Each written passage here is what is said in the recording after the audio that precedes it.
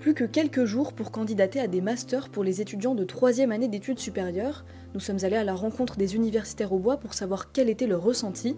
La plateforme officielle Mon Master fermera le lundi 24 mars. Les candidatures avaient été ouvertes le 25 février. Un mois, c'était le temps imparti aux étudiants pour fournir tous les documents demandés, lettres de motivation, projet de master ou autoportrait. Une période trop courte pour certains. Plusieurs d'entre eux déplorent également un manque d'informations de la part de la plateforme, mais aussi de leurs enseignants. On n'a pas eu de réunion pour nous expliquer comment ça allait fonctionner, les différentes phases et tout ça. À part quelques informations lors des portes ouvertes, voilà, tout le reste, c'est vraiment nous étudiants qui doivent faire beaucoup plus de recherches par rapport aux formations. Je pense que ça serait mieux que les profs ils soient peut-être plus impliqués. Parce que là, si on ne demande pas, on n'a pas vraiment d'accompagnement. Au niveau de la plateforme en master, ça a été quand même assez compliqué. On nous a dit qu'il fallait le faire, qu'il fallait mettre pas mal de masters, mais sinon pas grand-chose. Pour chaque formation, le nombre de places et le taux d'admission sont indiqués.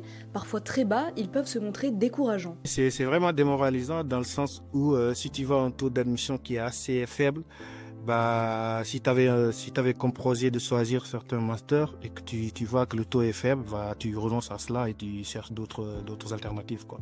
Si c'est bas, c'est démoralisant et du coup je vise même pas, je me dis je vais pas tenter. Et quand c'est haut, je me dis ok, je vais essayer. Si leurs vœux ne sont pas acceptés, certains ont déjà pensé à un plan B. Éventuellement faire une année de césure et puis si retenter l'année d'après, j'espère que je vais être pris quand même.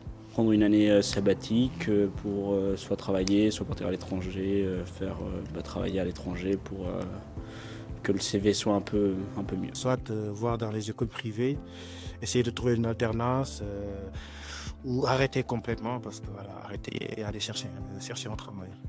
La phase d'examen des candidatures débutera le 31 mars et la phase principale d'admission s'ouvrira le 2 juin.